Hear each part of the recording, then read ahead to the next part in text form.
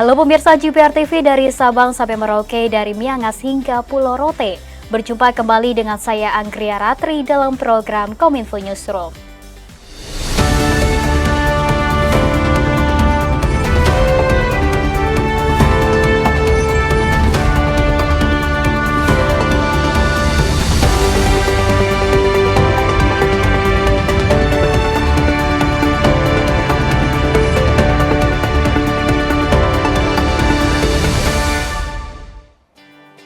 Kita ke berita yang pertama pemirsa, Menteri Budi Aris Setiadi membagikan 4 kiat bagi perusahaan media agar tetap eksis di tengah perkembangan kecerdasan buatan atau artificial intelligence. Hal tersebut disampaikan langsung dalam acara bertajuk Konvensi Nasional Media Massa, Pers Mewujudkan Demokrasi di Era Digital.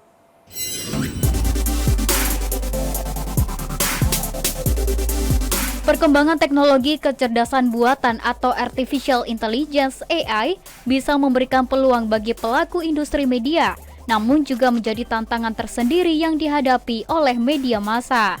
Menyikapi hal itu lewat acara bertajuk Konvensi Nasional Media Massa, Pers Mewujudkan Demokrasi di Era Digital, Menteri Komunikasi dan Informatika Budi Aris Setiadi membagikan 4 kiat bagi perusahaan-perusahaan media agar tetap eksis di tengah perkembangan tren kecerdasan buatan atau artificial intelligence. Di antaranya yakni media menggunakan cara baru untuk meningkatkan pelanggan platform dan menarik lebih banyak pelanggan dengan akses premium. Media mengadopsi teknologi baru termasuk AI agar dapat dimanfaatkan sebagai peluang menumbuhkan bisnis dan berkarya dengan lebih optimal. Media melakukan upskilling karyawan untuk memiliki kemampuan yang diperlukan menghadapi tantangan dan peluang yang ditimbulkan dari perkembangan teknologi. Media bisa menghadirkan konten-konten baru mengikuti perkembangan digitalisasi seperti membuat podcast. Dengan peningkatan tersebut menunjukkan bahwa media tetap bertumbuh di tengah berlangsungnya disrupsi digital dan diharapkan tetap menjaga optimisme media nasional untuk tetap eksis. Menteri Dalam Negeri Tito Karnavian menilai penyelenggaraan pemilu pasti diiringi dengan hal-hal yang kurang sempurna. Untuk itu, Tito Karnavian berpesan kepada insan pers agar ikut serta mengawasi jalannya pemilu dengan menyampaikan pemberitaan yang objektif jika menemukan masalah-masalah dalam tahapan pemilu 2024. Menteri Dalam Negeri Tito Karnavian saat kegiatan Konvensi Nasional Media Massa dalam rangka Hari Pers Nasional 2024 mengungkapkan bahwa media bisa ikut mengawasi jalannya pemilu 2024 terutama saat penghitungan suara yang masih berlangsung. Hal itu sesuai dengan peran pers sebagai pilar keempat demokrasi. Ia menilai jika penghitungan suara sudah diawasi oleh pers, maka hasil penghitungan suara pemilu dapat diterima oleh publik dan upaya manipulasi hasil pemilu bisa diantisipasi. Tito menuturkan bahwa pemilu di Indonesia merupakan pemilu terbesar di dunia dengan proses yang rumit, sebab menerapkan sistem memilih langsung dengan jumlah pemilih lebih dari 200 juta orang dalam satu hari. Untuk itu, ia mengajak kepada insan pers untuk mengontrol penghitungan suara pemilu 2024 agar prosesnya berjalan secara transparan dan penerapan skema pemberitaan yang objektif jika menemukan masalah-masalah dalam tahapan pemilu 2024. Di masa saat ini, masa penghitungan suara, semua media baik konvensional maupun sosial media semua memiliki hak untuk mengontrol dan wajib untuk mengontrol untuk penghitungan tersebut dilakukan secara transparan, tidak ada manipulasi. Dan kita tahu prosesnya juga jenjang sampai dari bawah, dari TPS itu semua bisa diikuti oleh teman-teman. Jejaring media sangat kuat di Indonesia. Kita harapkan melalui kontrol tersebut maka proses penghitungan dapat berjalan lancar dan insya Allah dapat diterima oleh publik. Kita beralih ke informasi lainnya pemirsa, Menteri Sosial Tri Risma hari ini menyerahkan sejumlah bantuan kepada warga dari beberapa daerah di Jawa Timur. Bantuan tersebut berupa biaya pendidikan, biaya pengobatan serta biaya operasional selama pengobatan yang tidak ditanggung oleh BPJS Kesehatan.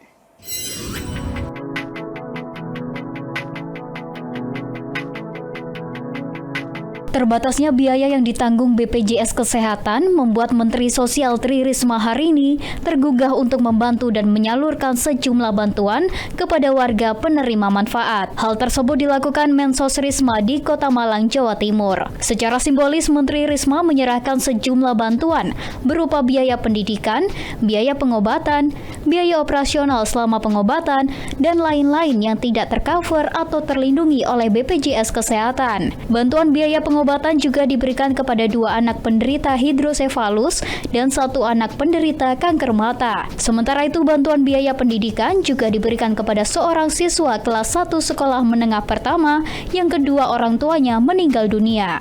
Seluruh donasi yang diberikan merupakan hasil pengumpulan dana yang diterima oleh Kementerian Sosial serta verifikasi dan dukungan pembiayaan dari platform donasi kitabisa.com. Mereka biasanya kalau menderita itu bukan hanya ditopang dari BPJS saja, ada keperluan lain di luar yang tidak di-cover oleh BPJS. Nah, karena itu saya mencoba membantu, meskipun kami juga membantu operasional, tapi ada yang mereka harus keluarkan di luar biaya BPJS itu. BNPB menggelar operasi teknologi modifikasi cuaca di langit Semarang, Laut Jawa untuk mengurangi intensitas curah hujan. TMC kembali dilakukan dengan menyemai bahan natrium klorida sebanyak 3 ton yang dilakukan selama kurang lebih 7 jam penerbangan di langit sejumlah kabupaten dan kota di Semarang, Jawa Tengah.